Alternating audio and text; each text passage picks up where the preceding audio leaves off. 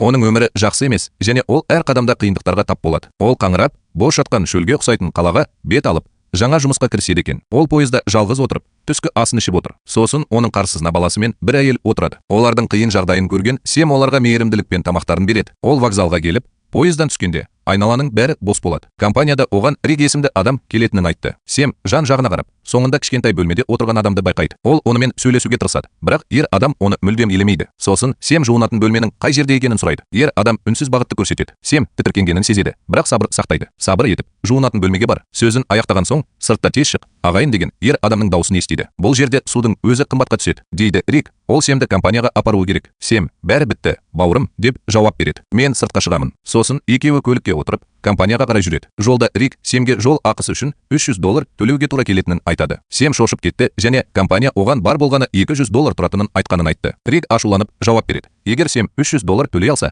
онда бәрі жақсы. Әйтпесе ол көліктен түсу керек. Сэм өзінің басқа амалы жоқ екенін түсінеді. Сондықтан ол құлықсыз келіседі. Біраз уақыттан кейін аптап ыстық шыдамсыз болып қалады. Сэм кондиционерді қосуға тырысады. Рик оған бірден ашуланып, кондиционерге қол тигізбеңіз деп айқайлайды. Себебі бұл қозғалтқышты өшіріп тастауы мүмкін. Кенет көліктің дөңгелегі тесіліп қалды. Рик ештеңе істемейді және Сэмге оны өзі ауыстыруды бұйырады. Басқа амалы қалмаған Сэм дөңгелегін ауыстыра бастайды. Осылайша ол иттің жақын маңдағы басқа итке шабуыл жасап жатқанын байқайды. Бұл көрініс оны шошытады. Рик жақындап келіп, оның неге дірілдеп тұрғанын сұрайды. Содан кейін Рик жараланған итті енді қиналып қалмас үшін өз қолымен өлтіреді. Сэм әйтеуір үлкен қиындықпен дөңгелегін ауыстырып үлгереді. Осыдан кейін екеуі де көлікке қайта отырады. Кейін олар көлікке жанармай құю үшін тоқтап, сол жерде түнеуді ұйғарады. Олар ағаш жинап, кішкене от жағып жатыр. Рик Сэмнен неге мұндай шалғайдағы компанияға баратынын сұрайды. Сэм оның өмірі өте қиын болғанын айтады. Ол ешкімге тәуелді болғысы келмейтінін және ол жерден жақсы жұмыс табатынына сенетінін айтады. Рик оған жақсы адам болып көрінетінін, бірақ баратын жері аяусыз екенін айтады. Ол Сэмге адал адамның ол жерде аман қалмайтынын ескертеді. Сэм олар не болатынын көреміз деп сабырмен жауап береді. Келесі күні олардың саяхаты қайтадан басталады. Бұл жолы Сэм көлікті айдап бара жатқанда Рик ұйықтап қалады. Қатты аптап ыстықтан Сэм кондиционерді жасырын түрде қосады. Біраз уақыттан кейін қозғалтқыш кенеттен жұмысын тоқтатады. Рик оянып, қатты ашуланады. Ол Сэмге кондиционерге қол тигізбеуді анық ескерткенін айтып айқайлайды. Рик ашуланып көліктен түседі. Сэм де шығып, одан кешірім сұрай бастайды.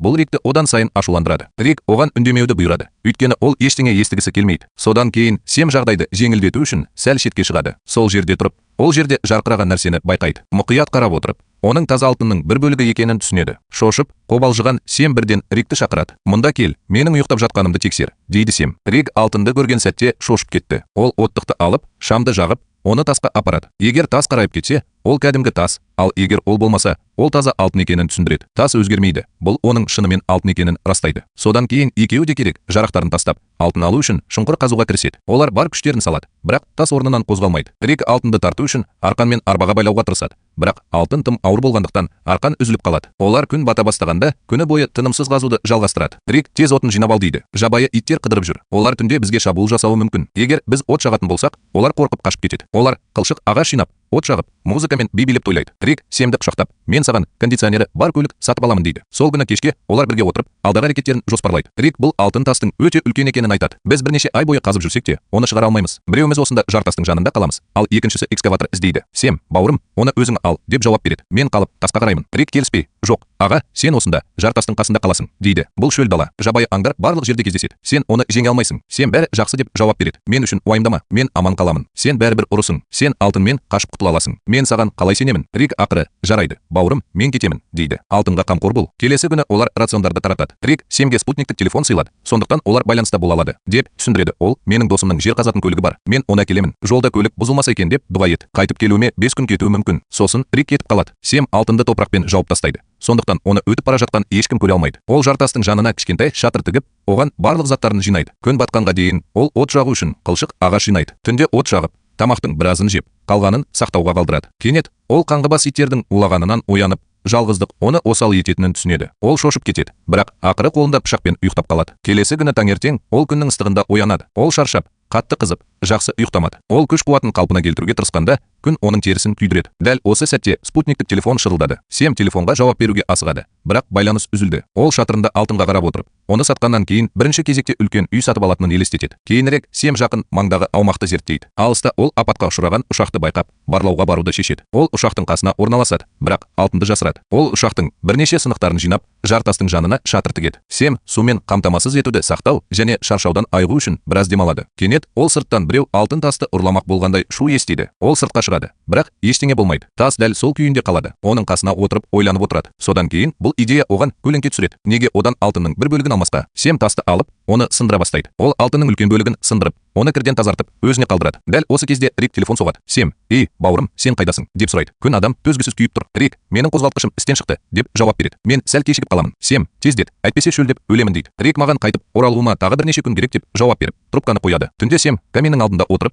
жан-жақтан иттердің улағанын естиді. Ол оларға шабуыл жасауы мүмкін деп қорқады және оларды қорқыту үшін қолында жанып тұрған таяқшаны ұстайды. Ол түні бойы иттерден қорқып ұйықтамайды. Таң атып келеді. Ол ұйықтағысы келеді, бірақ күн оның терісін күйдіріп, тынығуына мүмкіндік бермейді. Ол су ішуге кетті, бірақ оның біразы қалды. Дәл осы сәтте ол жақындап келе жатқан жыланды көрді. Ол оны жеу үшін өлтірмек болды. Өйткені оның тамағы әрең қалды. Жыланмен соғысып жатқанда, оның су бөтелкесі құлап, аз ғана су қалды. Ол жеуге болатын нәрсе табамын деген үмітпен қону аймағына қайтады. Алыста ол жақындап келе жатқан адамды байқайды. Ол бірден ұшақтың ішіне тығылады. Бірақ ер адам жақындап келіп, оны шақырады. Олар жақындаған кезде, ол онымен сөйлескісі келетін қыз екенін түсінеді. Бірақ Сем жауап беруден бас тартады. Қыз сұрайды: "Сен мұнда не істеп жүрсің? Неге дәл осы жерді таңдадың?" Сем әлі де үндемей отыр. Біраз уақыттан кейін ол қызға ол ұшып бара жатқанда ұшақта қалуы мүмкін екенін айтады. Қыз бірдеңені байқап қалып: "Сен менен бірдеңе жасырып тұрсың" дейді. Ол оның артынан лагеріне барады. Сем алтынды көргенше оны алып кету керек деп ойлап, шошып кетеді. Ол: "Мені неге қуып жүрсің?" деп сұрайды. "Сен мұнда жатпайсың, кеткенің жөн болар." Қыз: "Мені неге қуып жібергің келетінін білмейінше, мен кетпеймін" деп жауап береді. "Сен бірдеңені жасырып жүрген шығарсың." Сосын оның көзі алтынға түседі деп айқайлайды ол. "Демек, сен барлық алтынның иесі болдың. Сен бұл қазынаны өзің ғана аласың. Мен жартысын алғанша кетпеймін." Сем ашуланады. Ол таяқты алып, басынан ұрады. Қыз бірден өледі. Сем шошып кетті. Ол ашкөздіктен біреуді өлтіргеніне сене алмайды. Ол өзін қолына алып,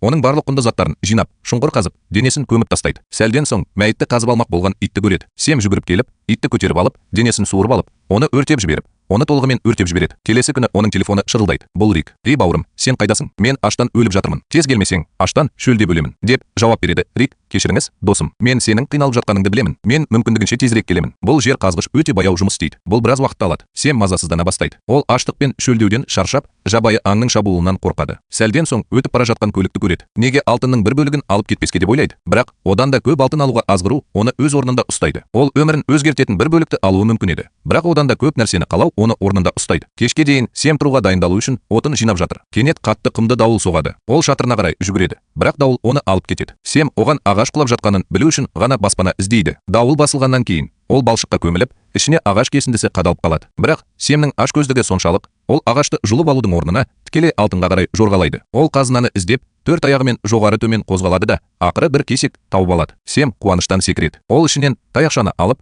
жараның қатты қан кетуіне себепші болады. Ол жараны шүберекпен орап алады, бірақ қан тоқтамайды. Шарасыздықтан ол металды қыздырып, жараға жағады. Ауруы шыдамсыз болып, есінен танып қалады. Біраз уақыттан кейін Сем есін жиды. Ол барлық жерде өлтірген қызды көреді. Басы айналып, бұл шындық па, әлде елес пе, түсіне алмай жүр. Дәл осы сәтте телефон шырылдады. Рик қоңырау шалып жатыр. Сем айқайлайды: "Жігіт, мына қыз барлық жерде." Рик жауап береді: "Қандай қыз? Қарашы, алтын туралы ешкім білмесін. Егер біреу білсе, оны өлтір." Сем қазір жауап бере алмайды. Ол біреуді өлтіру былай тұрсын, аяғынан тұра алмайды. Ол реакция жасау үшін тым әлсіз жерде жорғалап жүр. Кенет оның алдынан дәл сол қыз шығады. Бірақ бұл жолы оның бетінде жара жоқ. Ол Семге су беріп, көмек сұрайды. Бірақ оның ашкөздігінен соқыр болған ол бас тартады. Сем шошып: "Мен сені өлтірдім. Аулақ жүр" дейді. Ол: "Айтыңызшы, менің егіз әпкем өтіп бара жатыр ма еді?" деп жауап береді. Сем бұл галлюцинация емес, ол өлтірген қыздың әпкесі екенін түсінеді. Ол: "Жоқ, мен ештеңе көрмедім" деп жауап береді. Жай ғана кет. Қыз кетіп қалады. Біраз уақыттан кейін жабайы иттер оған жақындап, оны қоршап алады. Ол бірден Рикке телефон соғып: "Қайдасың? Тез кел, әйтпесе мына иттер мені өлтіреді." Ол: "Өтінемін, келші, мен өлейін деп жатырмын" деп жылап жалбарынады. Деп жауап береді. Рик: "Тоқта, мен саған жетейін деп жатырмын." Кенет иттер оған бір-бірлеп шабуыл жасап, тістеп алады. Рик дүрбімен алыстан не болып жатқанын бақылап тұр. Ол шын мәнінде бірнеше күн бұрын жер қазатын машинасымен келді және Семнің барлық алтынды жалғыз өзі алу үшін өлуін күтті. Рик Семді жабайы иттердің сүйреп бара жатқанын көргенде жасырынып қалады. Тіпті ауырып жатса да, Сем алтыннан көзін алмайды. Иттер оны жұлып алып, жеп қояды. Рик Семнің өлгеніне көз жеткізген бойда арбасын алып, алтынға жақындайды. Кенет маған жебе тиді. Ол оның кеудесіне тиіп, оны бірден өлтірді. Оқ атқан қыздың егіз әпкесінен басқа ешкім болған жоқ. Бұл туралы не ойлайсың? Қалай ойлайсың? Семнің ашкөздігі оның құлауына себеп болды ма? Әлде Рик одан да қауіпті болды ма? Өйткені ол жасырын түрде оған опасыздық жасап, барлық алтынды жалғыз өзі алуды жоспарлады ма? Түсініктемелерде өз пікіріңізбен бөлісіңіз. Егер бұл видео сіздің назарыңызды аударса, арнаға жазылыңыз және қоңырау белгішесін басыңыз.